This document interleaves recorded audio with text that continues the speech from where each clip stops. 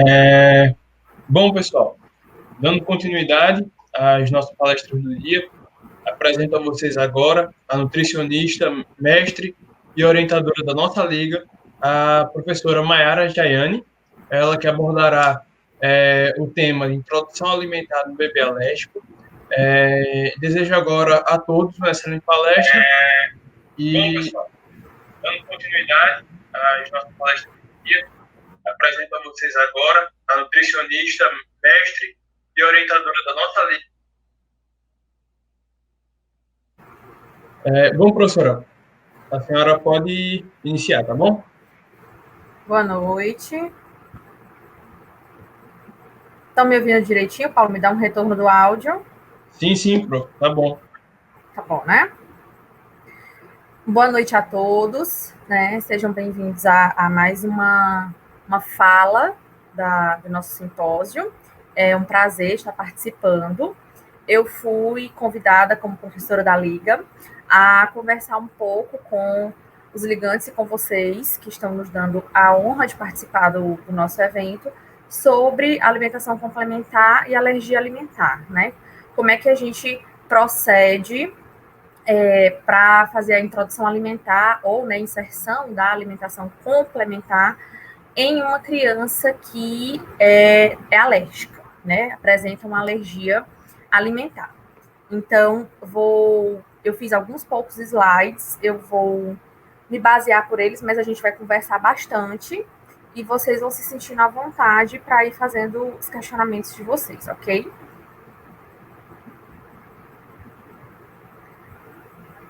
Então, antes de qualquer coisa, né, eu coloquei para a gente revisar o que é uma alergia alimentar, né, que é uma reação anormal do nosso organismo, é uma reação do sistema imune, né, o sistema imune se defendendo de algo que não é algo maléfico para o organismo. No caso, quando é uma alergia alimentar, são as proteínas dos alimentos.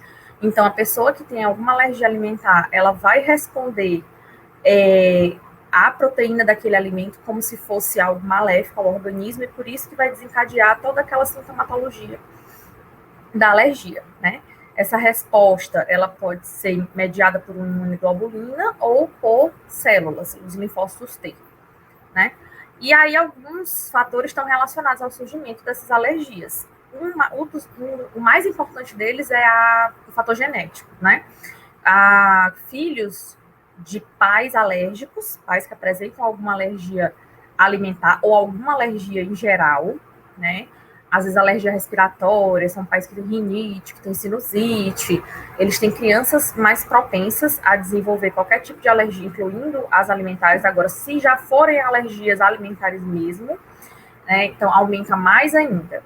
Então, se for, a mãe é alérgica a ovo, o pai é alérgico a frutos do mar. Então, é uma criança que tem muita chance, 75% de chance dela vir desenvolver uma alergia alimentar.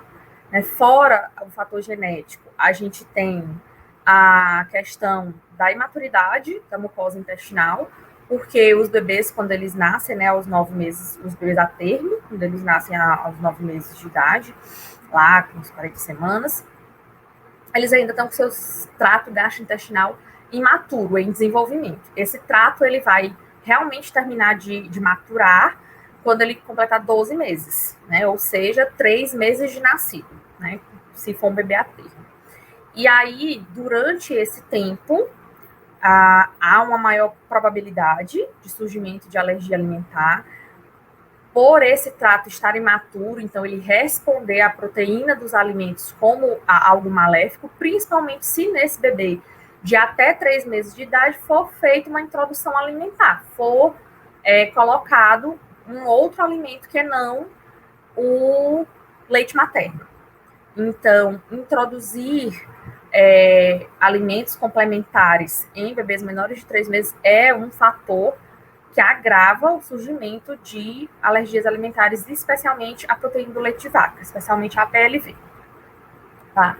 Então, por isso que nós não indicamos introdução da alimentação complementar precoce em nenhuma idade. É só a partir dos 6 meses de idade, que é quando a criança tem desenvolvimento neurológico, motor, necessidade de energia que não vai ser totalizada, não vai ter como vir toda do aleitamento materno ou de uma fórmula.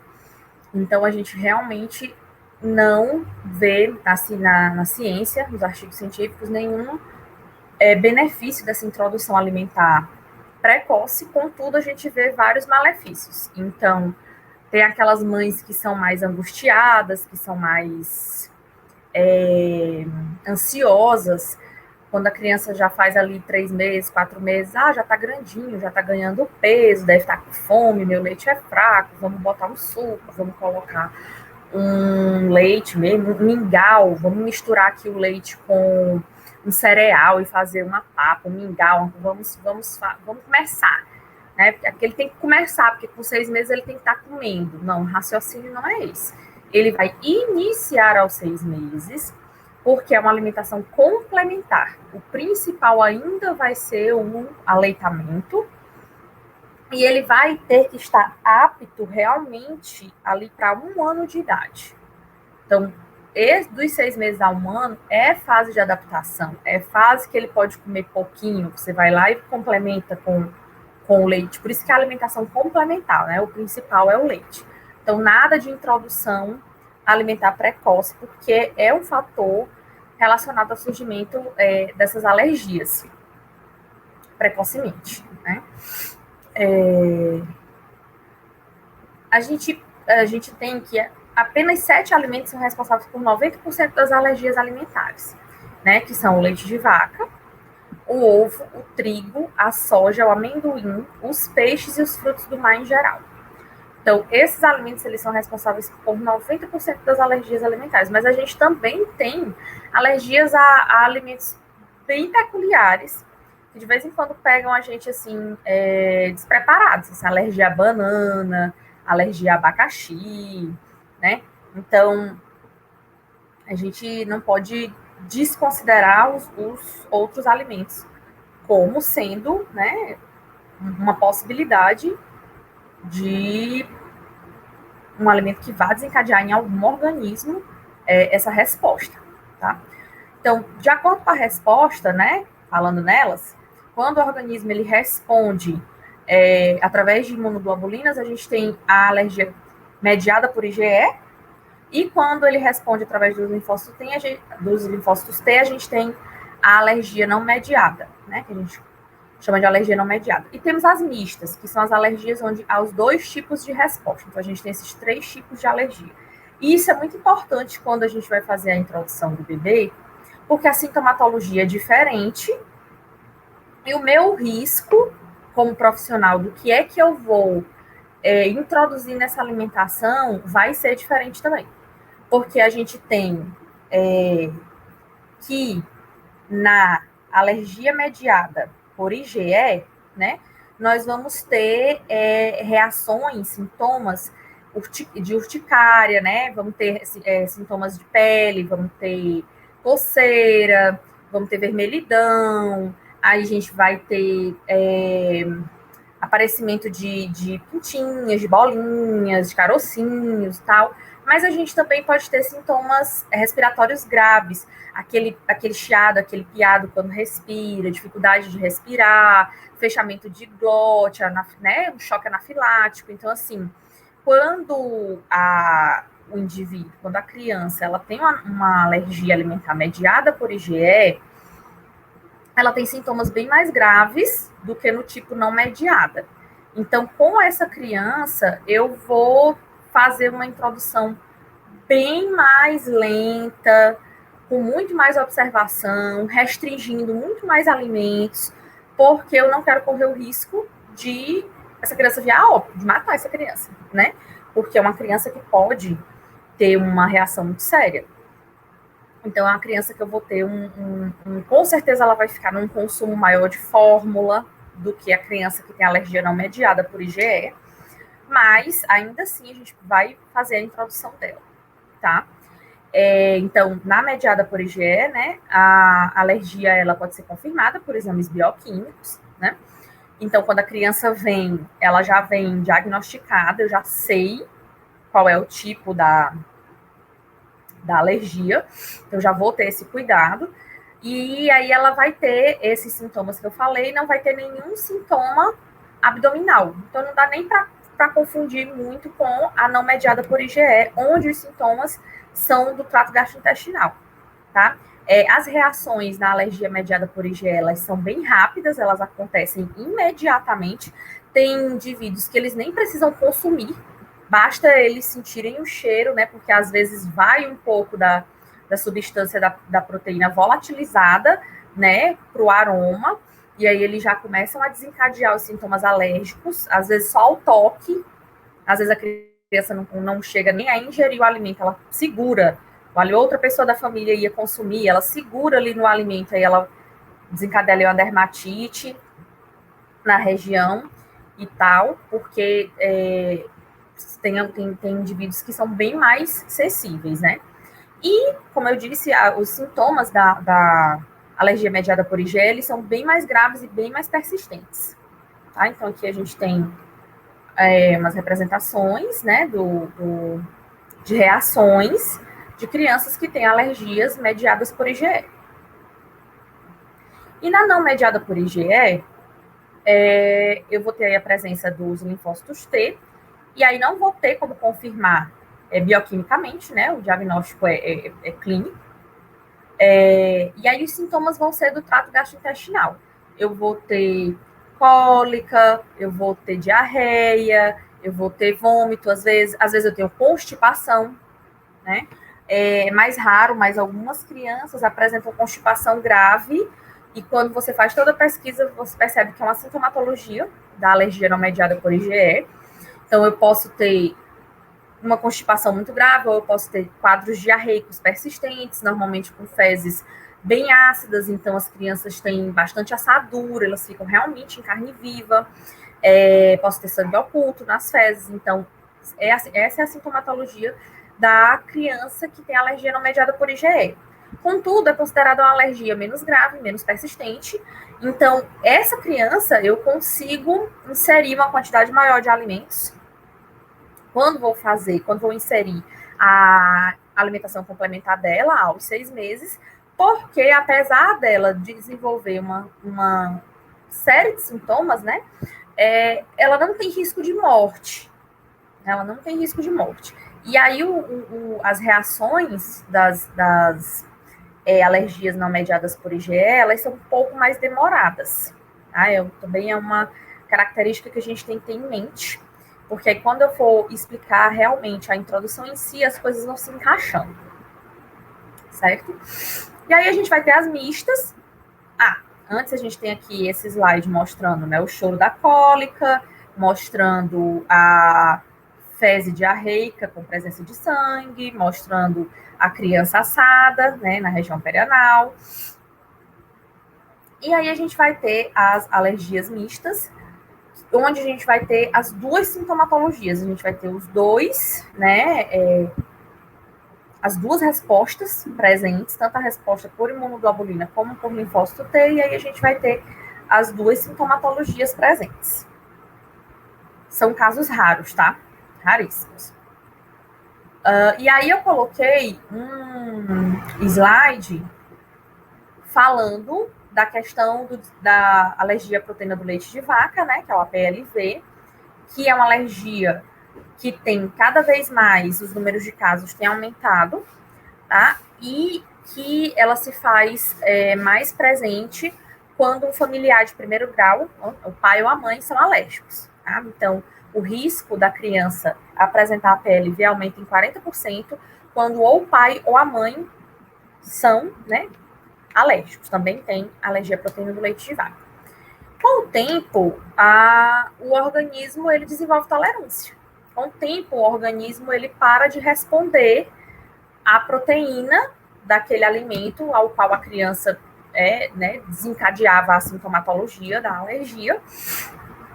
E aí a gente considera que a criança desenvolveu tolerância. Então, a gente tem, normalmente, que aí até os 6 ou 7 anos de idade, as crianças ficam normais. Elas param de apresentar sintomatologia quando entram em contato com o alimento que causava alergia. A gente tem uma grande porcentagem das crianças que desenvolvem tolerância. tá? E aí varia muito e não adianta a família querer que a gente tente dar uma de Deus, porque só quem sabe quando é que a criança vai desenvolver tolerância é ele mesmo. A gente não tem como. A gente vai fazendo todo o acompanhamento. E em dado momento, a gente acaba fazendo um teste. O organismo está respondendo bem, nunca mais teve nenhuma crise, nunca mais teve uma falha na dieta, às vezes é do nada.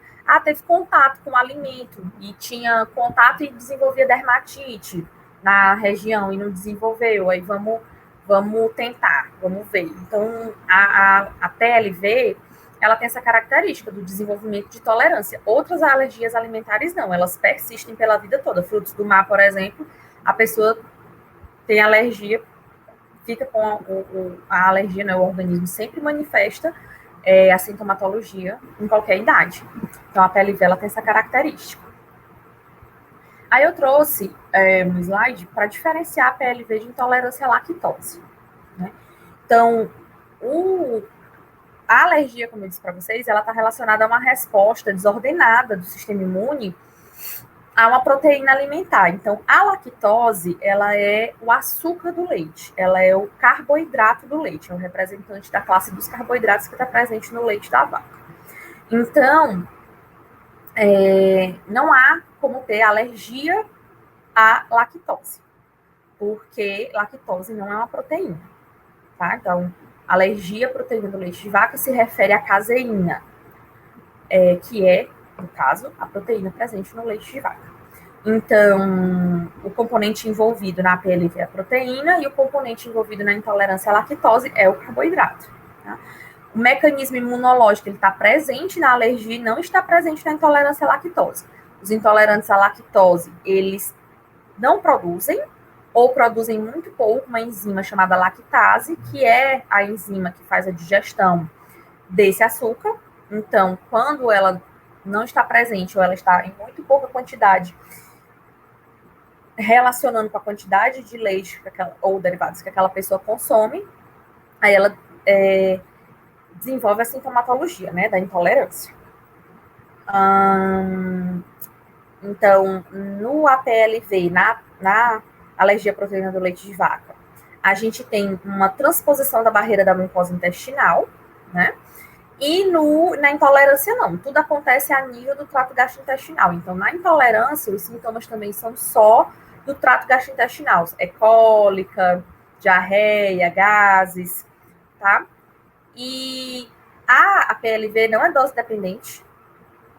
Tanto faz se você for alérgico 1 grama ou 1 quilo do alimento. Você vai desenvolver os sintomas. E na intolerância há essa relação dose dependente. Se você consumir bem pouquinho, talvez você não sinta nada. Quanto mais você come, maior é a sintomatologia, né? E clinicamente falando, a PLV ela pode também, se for do tipo mediada por IgE, ter sintomas respiratórios e dermatológicos. E a intolerância não, ela só vai ter sintomas do trato gastrointestinal. Certo? Então, para não confundir uma com a outra. Outra coisa que as pessoas confundem muito é que o consumo de produtos sem lactose, ele tem aumentado muito, até para quem não é intolerante, né? Por questões de modismo, de as pessoas, é mais saudável. E aí, o que acontece é que a gente vê o consumo desses produtos aumentando e algumas pessoas, né, elas acham que o produto sem lactose, ele é indicado para quem é alérgico. E o produto sem lactose, ele é indicado para quem é intolerante, né? Na verdade, os produtos alimentícios ditos sem lactose, eles possuem lactose. Não tem como a indústria alimentícia tirar a lactose do leite, que está presente no achocolatado, no doce, no queijo, seja lá na bebida fermentada, no creme de leite, seja lá no que for, no iogurte. Os produtos ditos sem lactose Na verdade, eles têm lactase adicionadas a ele.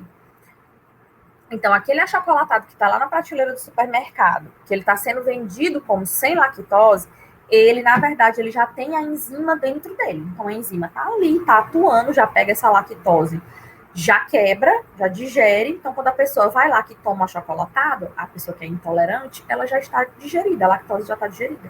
Então, como ela já chega digerida no trato gastrointestinal dele, ela vai absorvida e, né, os constituintes da lactose vão absorvidos e a pessoa não desenvolve nenhuma sintomatologia de intolerância.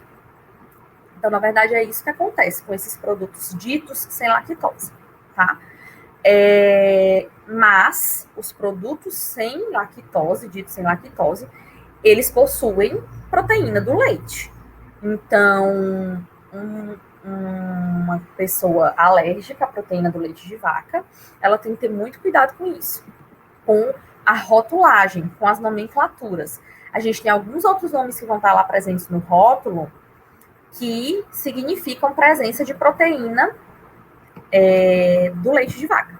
Caseína, né? Pode estar lá no rótulo. Caseína é a proteína do leite de vaca.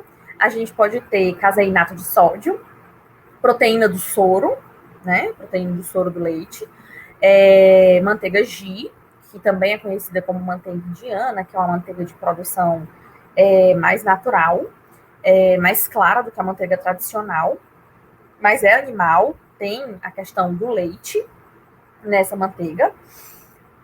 Algumas manteigas ghee são fabricadas a partir de leite de búfala, então tem que prestar atenção, mas tem muitas provenientes de leite de vaca. Proteína láctea, né? Se tiver escrito no rótulo presença de proteína láctea, é a proteína do leite de vaca, e whey protein. Whey protein é a proteína do soro do leite, a proteína do leite de vaca isolado, né? Então, uma pessoa intolerante à lactose, ele pode tomar whey protein tranquilo, porque no whey protein dele lá só vai ter a proteína do soro do leite isolado, e ele não tem problema nenhum com a proteína, o problema dele é com o carboidrato. Então, um intolerante à lactose, ele pode tomar whey protein tranquilamente. Mas, um alérgico à proteína do leite de vaca, se ele tomar 1 ml de whey protein, ele já desenvolve sintomatologia, porque é a proteína isolada do leite de vaca, certo? Então, tem essa questão de rotulagem, de ter cuidado com o rótulo. Essa questão de olhar o rótulo, ela tem que ser orientada aos cuidadores da criança, também por conta de que cosméticos, produtos de limpeza, às vezes até os brinquedos, massinha, giz de cera, aquelas, quando são meninas, aquelas maquiagens infantis que passam no rosto das crianças, são, né, ou tem na sua composição leite. E aí, com isso, tem proteína do leite de vaca, e na presença desses brinquedos, desses cosméticos, né, shampoo, condicionador, a criança desenvolve sintomatologia. Então, a família tem que ser orientada, alguns produtos de limpeza, a família tem que ser orientada de que ela tem que estar de olho em tudo. Na rotulagem de tudo, procurando por esses sinônimos da presença da proteína do leite, e tem que ir tirando tudo isso da convivência da criança, tá? Os produtos que a mãe vai usar, o cuidador mais próximo, que vai estar sempre pegando na criança, passando a mão na criança, né? Até os cuidadores de crianças alérgicas, eles até desenvolvem, assim, uma certa fobia social, né? Porque, principalmente quando a criança tem alergia mediada por IgE, que desenvolve sintomas respiratórios, porque eles ficam com muito medo, né? De que até uma outra criança, vou levar para brincar e tal, e aí a outra criança não entende, vai dar um brinquedo que o cuidador não viu, e aquele brinquedo tem leite. Então, assim, é uma coisa também que precisa ser trabalhada. Essas famílias, elas precisam de acompanhamento psicológico, essa criança precisa de acompanhamento psicológico, né? A liga é uma liga multidisciplinar, então essas famílias, elas precisam de apoio nesse sentido, porque para não se isolarem, não ficarem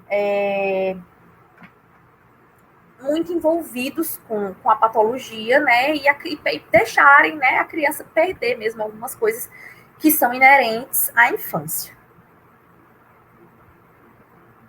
E aí uma outra questão que a gente também vai observar ao falar de introdução alimentar, então vocês vejam que quando eu vou pensar em colocar, complementar a alimentação da criança aos 6 meses, eu tenho que considerar várias coisas, né? Então, outra coisa que eu tenho que considerar são as alergias cruzadas. Então, os estudos mostram que quando, né, uma pessoa é alérgica a um determinado alimento, ela tem chance a ser alérgica a outro. Então, existem já algumas correlações definidas. Então, por exemplo, 50% das crianças que apresentam a PLV, elas também são alérgicas à soja. Então, a gente ainda vê muito, por exemplo, a indicação de fórmula infantil à base de soja para criança que é alérgica à proteína do leite de vaca. Não é uma conduta adequada, tá? Justamente por isso.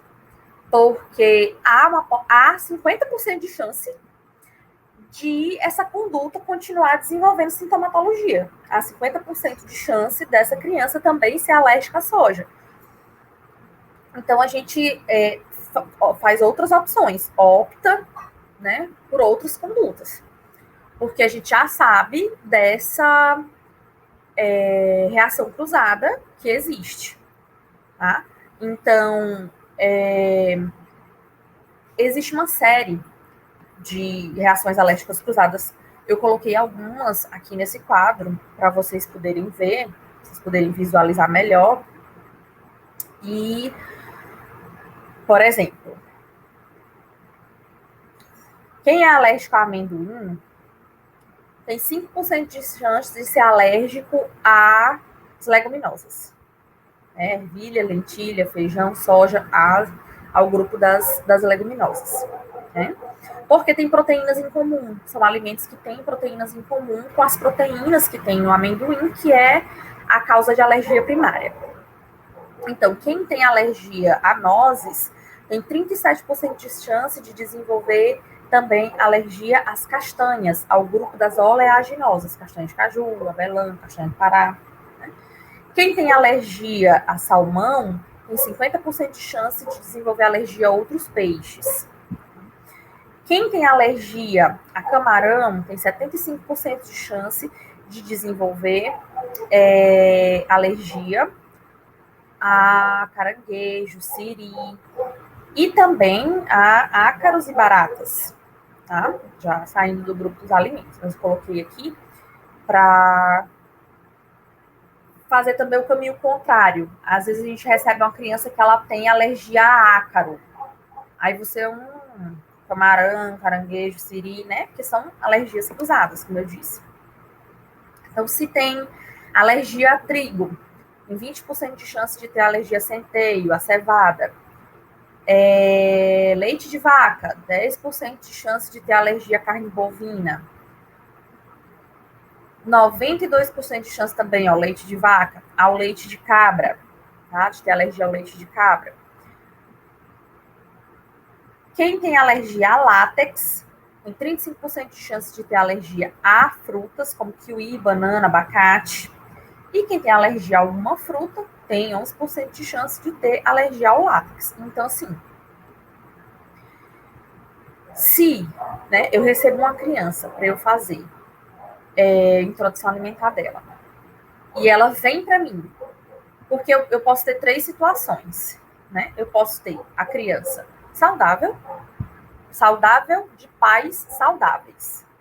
A criança não tem nenhuma alergia, tá tudo ok, e os pais dela também não tem nenhuma alergia, tudo ok. Então, essa criança pode fazer a introdução alimentar, a introdução da alimentação complementar, livre. Ela não tem nenhuma restrição. Ela vai poder consumir carne bovina, carne de frango, carne de porco, feijão, ovo, tudo. Todas as frutas.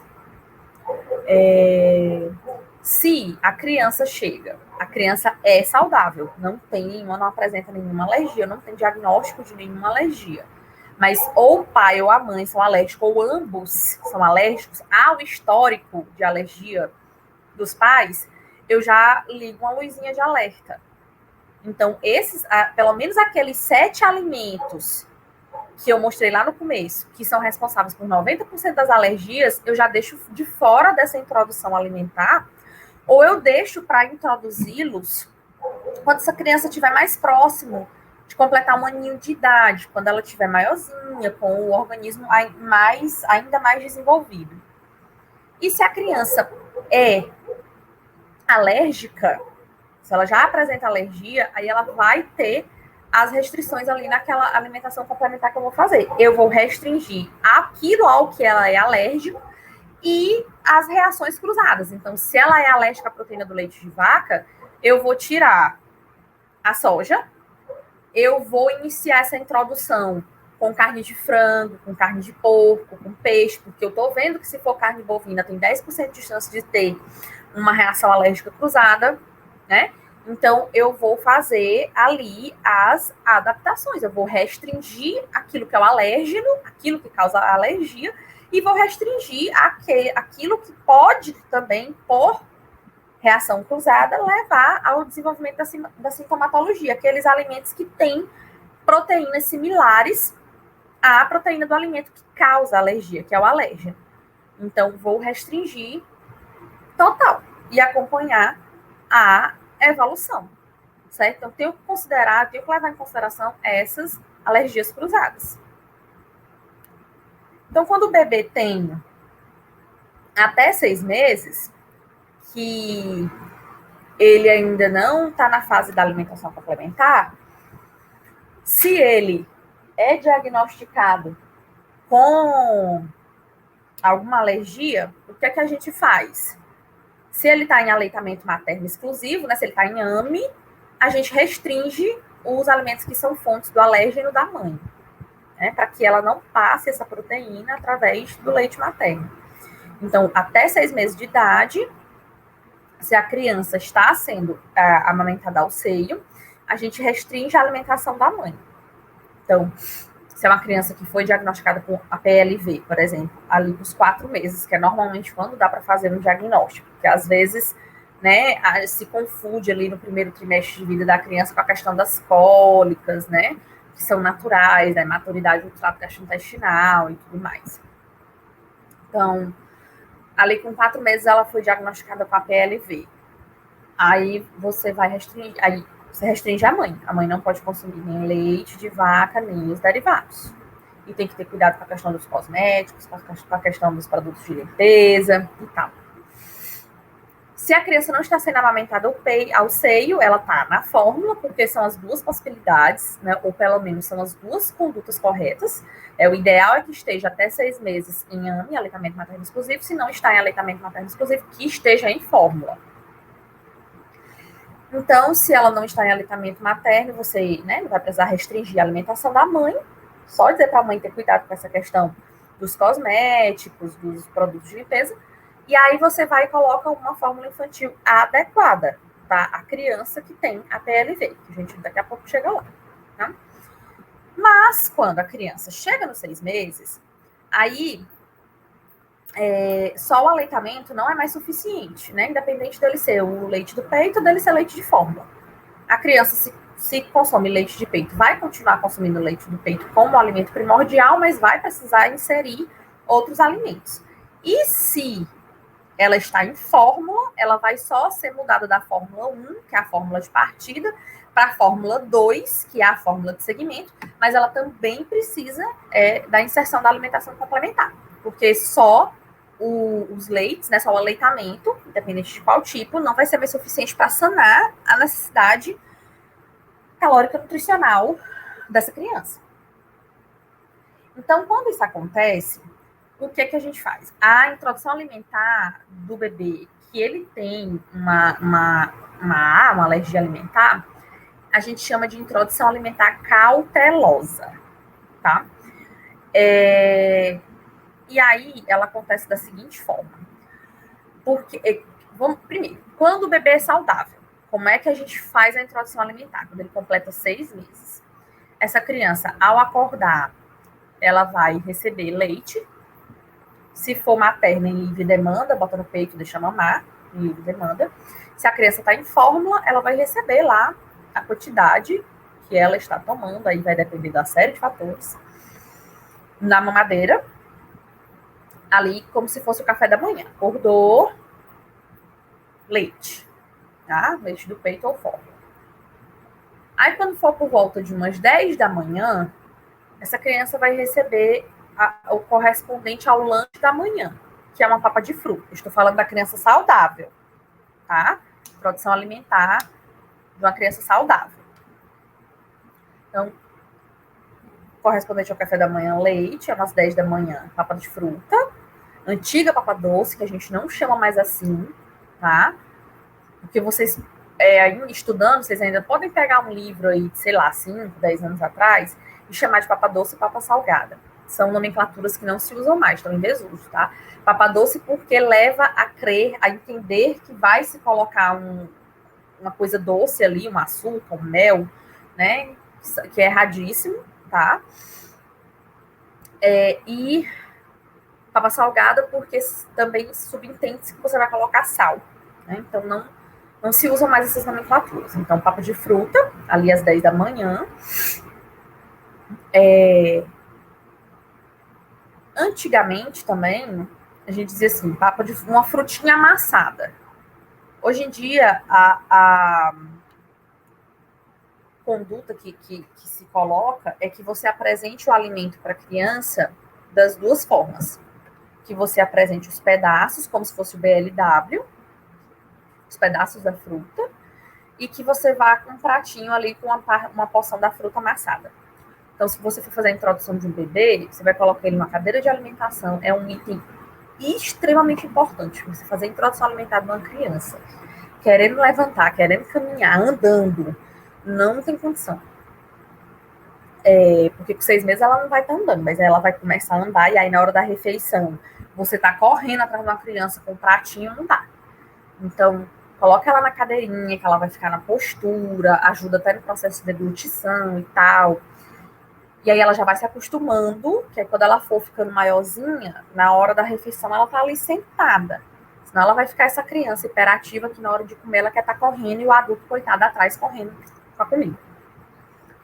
Então, bota ela lá na cadeira de alimentação, põe na bandeja da cadeira de alimentação os pedaços da fruta e vai também com o pratinho com a fruta amassada ali e a colherzinha. E aí você deixa a criança demonstrar qual é o tipo de introdução que ela quer. A recomendação hoje é essa. Porque tem crianças que aos 6 meses, elas são mais ativas. Elas não aceitam bem que você empurre uma coisa na boca delas. Elas rejeitam. Elas não querem. Mas, se você deixar e elas puderem pegar, tocar, sentir a textura, elas se interessarem de botar aquilo na boca, perceberem que é gostoso e tudo, aí elas comem. E tem as crianças que com 6 meses, elas são mais lentas, elas ainda estão dispersas, elas ainda não se interessam, não são curiosas, não é da natureza da criança. Então, realmente você tem que ir lá e dar. Mas é uma coisa que é colocado hoje pra gente, que a gente deixe a criança escolher. Que a gente não imponha a ela que ela vá fazer BLW e nem imponha a ela que ela vai receber a alimentação numa colher. Que nos primeiros dias, né, em que essa introdução for ser feita, seja colocada as duas possibilidades e que se observe a criança para ver o que ela vai querer. Tá bom? Que é de maior aceitação dela. E aí, então, dito isso, né, vamos retornar aqui ao raciocínio. Então, a criança saudável de manhã, quando acorda, leite. Umas 10 horas da manhã, papa de fruta. Meio-dia, papa principal, que corresponderia a uma alimentação onde há todos os grupos de alimentos. Então, você vai ter uma porçãozinha de uma carne, uma porçãozinha de um cereal, pode ser arroz, macarrão, né?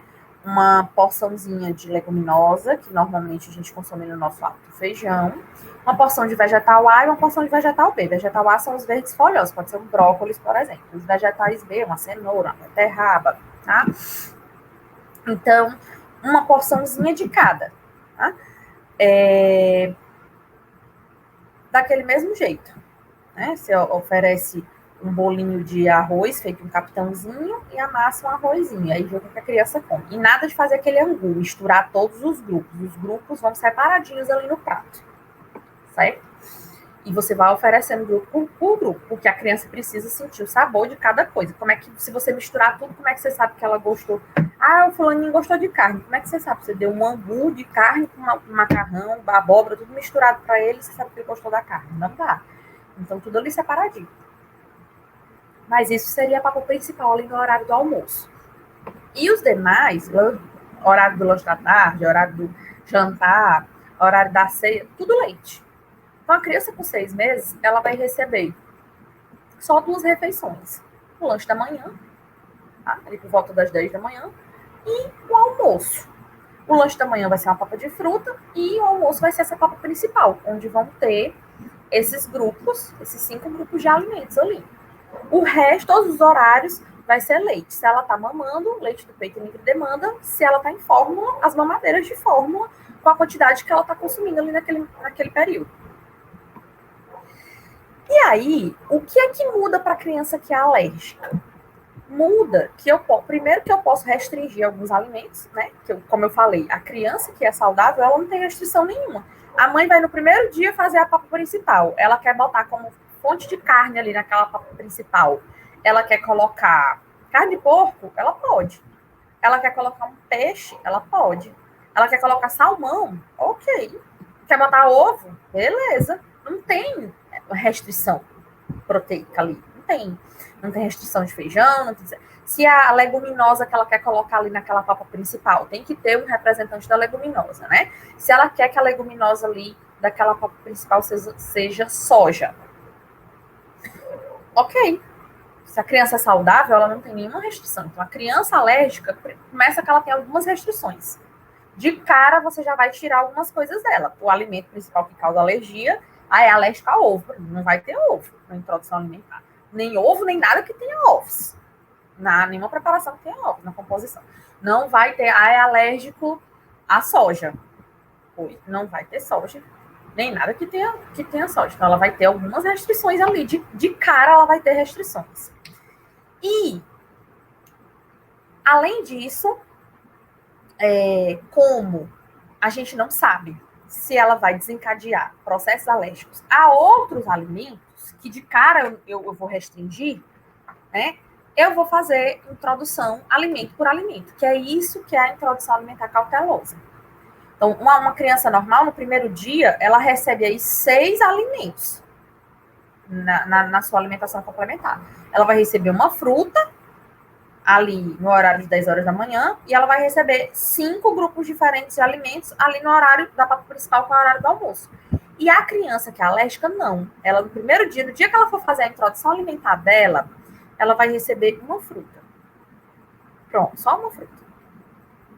Então, ela vai acordar, vai tomar leite do peito, se ela estiver sendo amamentada, com a mãe, com as devidas restrições alimentares, ou vai tomar a mamadeira dela da fórmula adequada. Quando for 10 horas da manhã, a papa de fruta. Uma frutinha para ela. E aí, o resto dos horários todinhos do dia, leite ou fórmula. Se essa criança, ela for uma criança alérgica do tipo mediada por IgE, que é aquela criança que os sintomas são de pele ou então do trato respiratório, que ela desencadeia os processos alérgicos, tipo, imediatamente, essa criança, todo dia, ela pode receber um alimento novo. Então, eu peguei uma criança que tem alergia à proteína do leite de vaca, do tipo mediada por IgE. Então, hoje ela começou a introdução alimentar. Hoje, a papinha de fruta dela foi uma banana. Amanhã, ela vai fazer de novo a papa de fruta com a mesma fruta, banana. Ela comeu a banana hoje, não sentiu nada. Não teve nenhuma reação. Como ela é do tipo alérgica mediada por IgE, se há 2 horas ali depois do que ela comeu, ela não teve nada, eu já sei que ela não vai ter reação. Aí a mãe, o cuidador, vai fazendo uma planilha para depois passar para o Nutra, para o responsável. Banana liberado. Introduziu banana, teve contato com a banana, comeu a banana, não teve reação. Banana liberado. Quando for no segundo dia, ela faz de novo o lanche da manhã com a banana, que ela já sabe que está liberada, que a criança consumiu, não teve sintomatologia. Aí, quando for no horário do almoço, vai fazer papinha principal com um alimento só. Ela não vai poder dar os 5 grupos de uma vez para essa criança. Ela vai e faz um franguinho cozido ali para dar para aquela criança. Aí, segundo dia, a criança comeu frango, ok, também não desenvolveu nenhum sintoma. Aí tá liberada banana, tá liberado frango. Terceiro dia, papa de fruta, banana de novo. Papa principal, frango, que já sabe que tá liberado. Agora eu vou botar arroz, para testar o arroz. Aí, comeu arroz, também não sentiu nada. Tá liberado banana, frango, arroz. Quarto dia, repete a banana, aí pode botar o frango, pode botar o arroz, aí pode botar um brócolis. Aí vai, é assim, vai testando. E vai botando lá os liberados. Quinto dia, ela já aceitou banana, frango, brócolis, arroz. Aí a cuidadora resolveu testar outra fruta. Vai testar agora abacate. Deu, ok, criança não sentiu nada. Então, ela já tem 2 frutinhas liberadas. A mãe já pode variar a fruta da papa de fruta. E aí, ela já tem 3 grupinhos ali para a papa principal. Ela já tem um cereal, que é o arroz, uma carne, que é o frango, e um vegetal, que é o brócolis. Então, ali no final da primeira semana de introdução alimentar, se tudo der certo, para uma criança de alergia mediada por IgE, a gente consegue, pelo menos, já que ela tem uma papinha principal e uma frutinha. Aí vai fazendo a evolução. Então, é assim, é demorado por conta disso. E a criança que é alérgica não mediada por IgE, que é aquela que tem sintomas do trato gastrointestinal, que às vezes leva dias para poder ela ter uma reação, porque depende do processo de digestão daquele alimento e tudo, ela vai fazer a introdução de um alimento diferente a cada 3 dias. Então, começou bem que hoje a introdução alimentar de uma criança que é alérgica do tipo não mediada por IgE ao leite de vaca. Tem a PLV não mediado por IgE. Restringe leite de vaca, tudo que é oriundo do leite de vaca. Vai mamar do peito da mãe que está fazendo a restrição ou vai tomar a fórmula adequada. E aí, quando for na hora da papinha de fruta, bota uma fruta. Ela vai passar 3 dias só nisso. Todas as refeições vão ser o leite materno ou a fórmula e só vai fazer a papinha de fruta. E durante os 3 primeiros dias vai ser a mesma fruta. Banana, banana, banana. Aí no 4º dia, ela não teve reação nenhuma, ela não teve uma diarreia, ela não teve uma cólica severa, ela não teve gás, ela não teve distensão, não teve nada, tá liberada a banana. Aí introduz outro alimento. Aí mais 3 dias esperando. Introduziu o frango. Primeiro dia ok, segundo dia ok, terceiro dia diarreia. Não foi a banana, foi o frango. Aí frango, não. Aí espera a criança recuperar-se, né? Não introduz nada novo, espera a criança recuperar-se, introduz uma coisa nova. Aí espera 3 dias. Certo? É dessa forma que a gente tem que fazer a introdução das crianças que são alérgicas, dos bebês que são alérgicos, ok? Quanto à alimentação materna, exclusão do leite de vaca, né? Da alimentação da mãe, se for alergia à proteína do leite de vaca. Tem que verificar a necessidade de suplementar cálcio nessas pessoas que você corta o leite de vaca, que ainda é uma grande fonte de cálcio na nossa alimentação. Observar cosméticos, como eu já falei, maquiagens, produtos de limpeza, inserir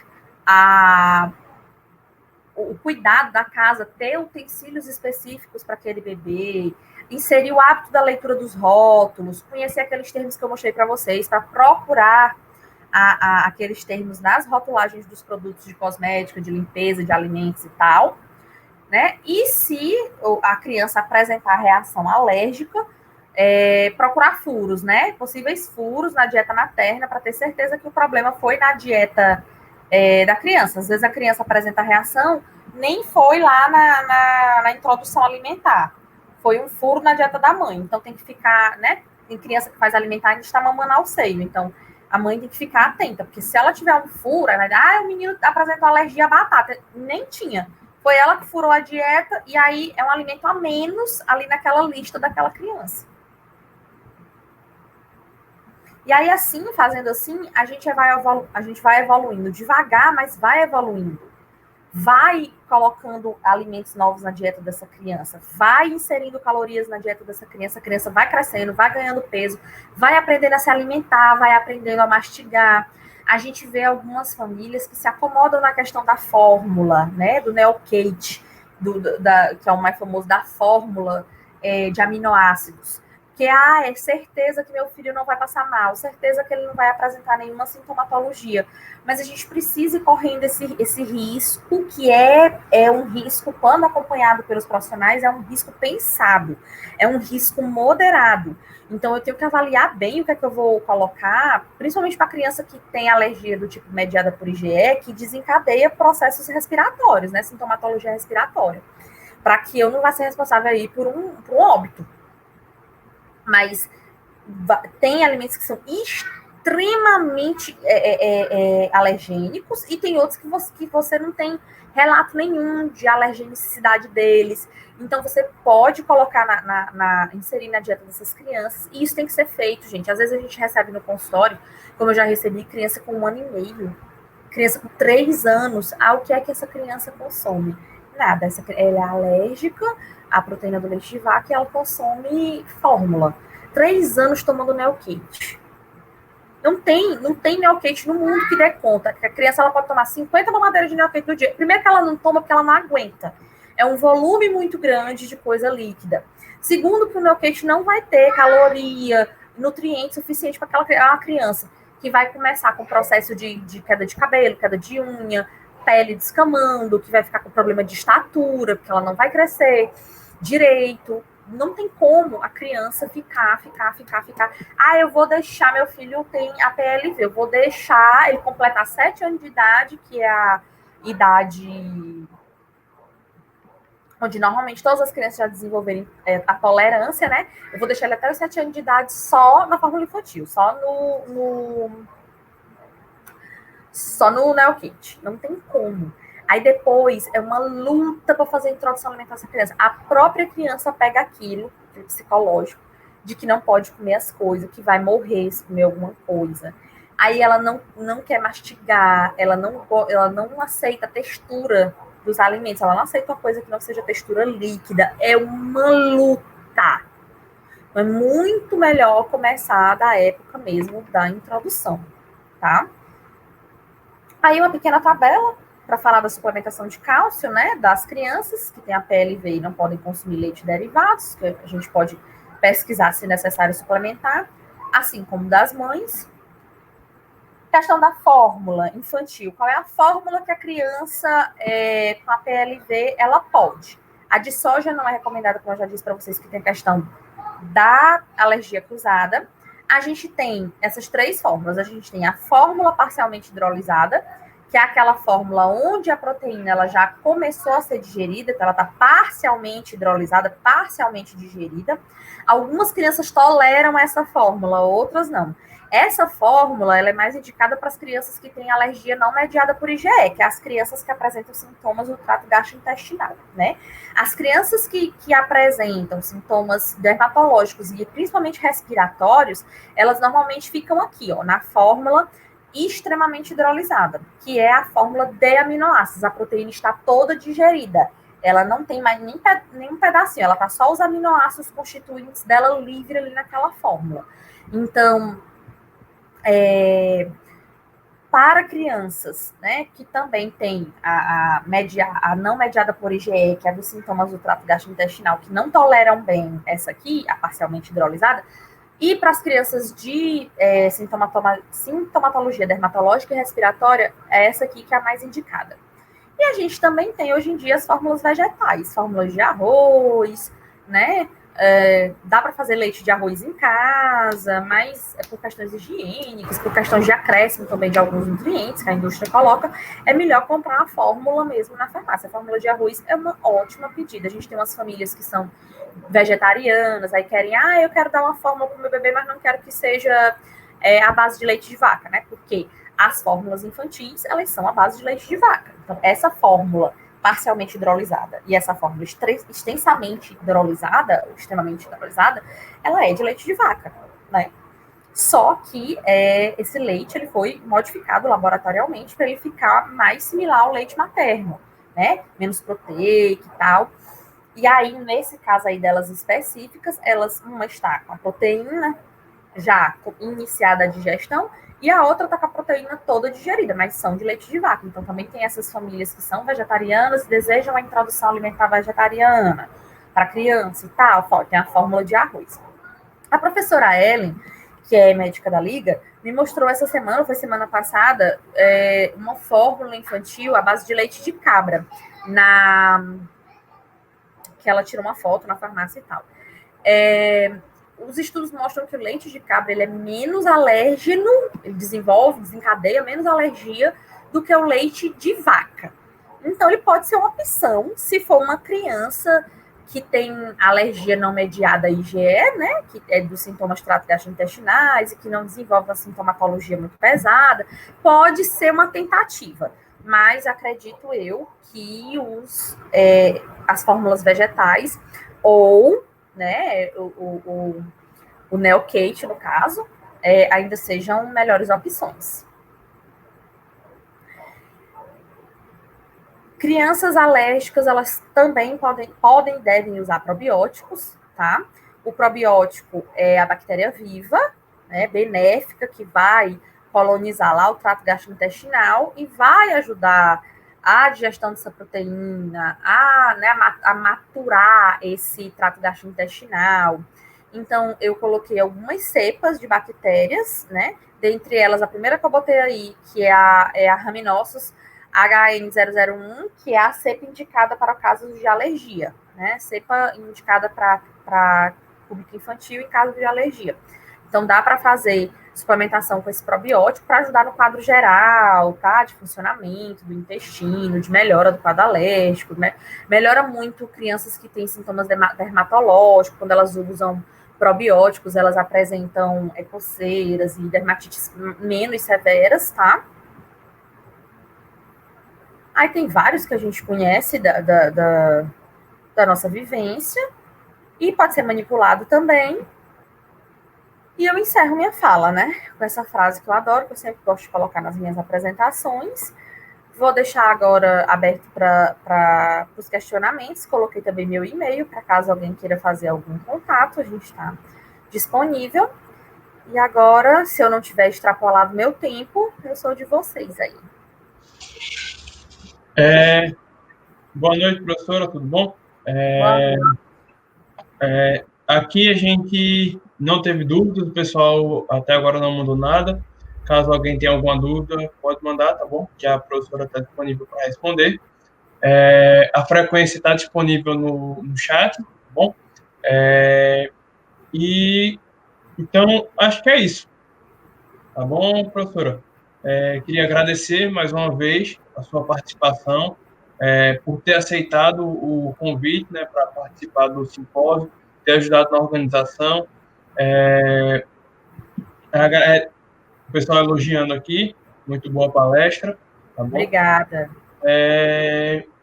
E é isso. Agradecer a sua disponibilidade, né, em abrir um pouco do seu tempo e compartilhar um pouco do seu conhecimento com a gente, tá bom? Com prazer.